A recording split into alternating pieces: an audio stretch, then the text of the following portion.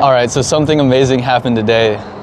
We do something we like to call a scavenger hunt, where we ask Holy Spirit who we should look for. It helps when you're in large crowds of people because you just want to talk to everybody, but Holy Spirit's guidance helps a lot because He knows better than we do on who to approach. So I got the impression to look for someone wearing red, and I approached the first 3 people and they were walking, so they were in a hurry and they weren't able to hear me out.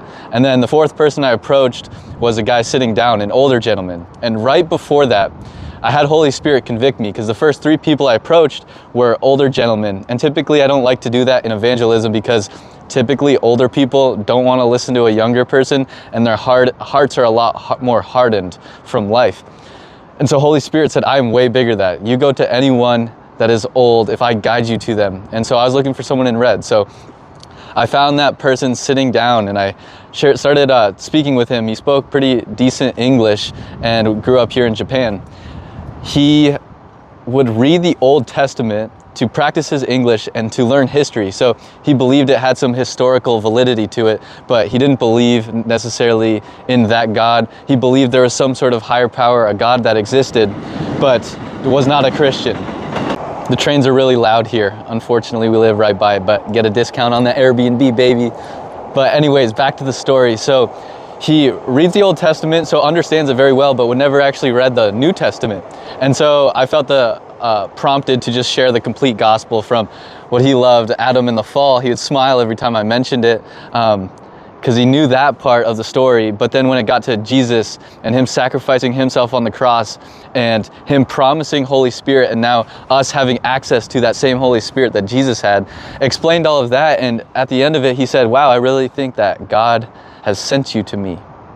And I said, you're exactly right. We prayed and looked for someone wearing the color red, and you were that man in a red flannel. And so I came to you, and I believe that God is seeking after your heart.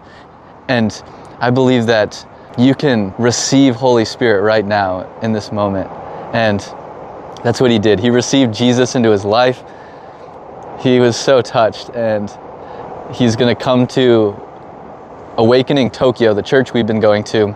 And his whole family was there too. So who knows what's going to happen with their family, but I believe that a huge change and a huge tree of faith is going to be growing in that family, and they're going to be a key role in the revival in Tokyo.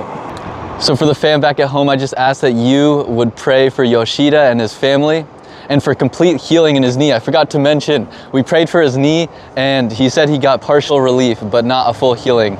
But God has done complete healing over weeks or months to people I've prayed for, and they reach out. So I believe that he's gonna get complete healing when I see him back at church next week. Thanks for your prayers. Much love.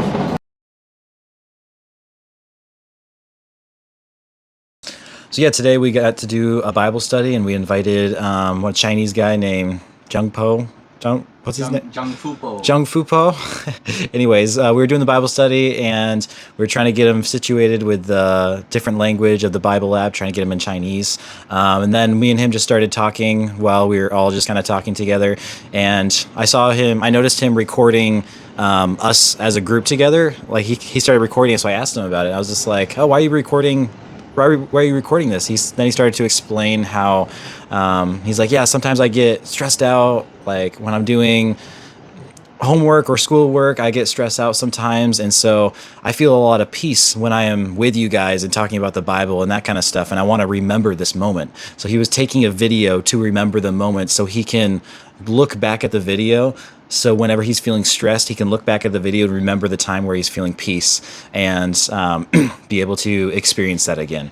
And so I told him, I was like, oh, you don't need the video. Like, you can go straight to the source, which is God and Jesus. And so I started to tell him, like, when I get stressed out, I just pray to God and ask Jesus to bring me peace. Or sometimes I'll even think about moments where he really brought in peace with me, and I would feel that peace again. And he's like, wait, you can do that? And I was just like, yeah, you can ask God. And it's like, I can even pray for you right now. And he's like, you can do that? He was like so enamored by that. It was just like, wow, you can do that. And so I prayed for him to receive peace, and he's like, oh, awesome, like, what am I supposed to do? He was so excited. And so I started praying for him, and I was like, just receive it, it's okay. So I started praying for him, and I asked him how he felt afterwards. He's like, oh, I feel really good. Like, I feel a lot better.